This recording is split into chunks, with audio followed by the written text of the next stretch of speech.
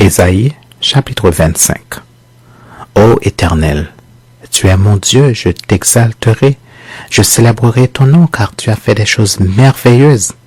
Tes desseins conçus à l'avance se sont fidèlement accomplis, car tu as réduit la ville en un monceau de pierre, la cité forte en un tas de ruines.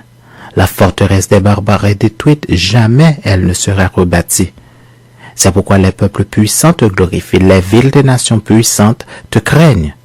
Tu as été un refuge pour le faible, un refuge pour le malheureux dans la détresse, un abri contre la tempête, un ombrage contre la chaleur, car le souffle des tyrans est comme l'ouragan qui frappe une muraille. Comme tu domptes la chaleur dans une terre brûlante, tu as dompté le tumulte des barbares.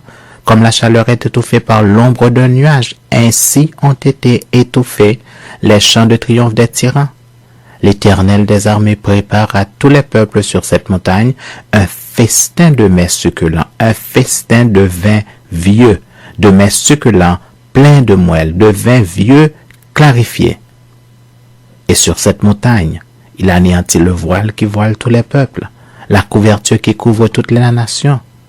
Il anéantit la mort pour toujours. Le Seigneur, l'Éternel, essuie les larmes de tous les visages.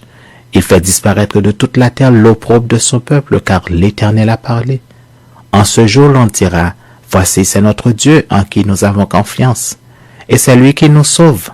C'est l'Éternel en qui nous avons confiance. Soyons dans l'allégresse et réjouissons-nous de son salut. Car la main de l'Éternel repose sur cette montagne, et Moab est foulé sur la place, comme la paille est foulée dans une mare à fumier. Au milieu de cette mare, il étend ses mains comme le nageur les étend pour nager. Mais l'Éternel abat son orgueil et déjoue l'artifice de ses mains. Il renverse, il précipite les fortifications élevées de tes murs, il les fait crouler à terre jusque dans la poussière.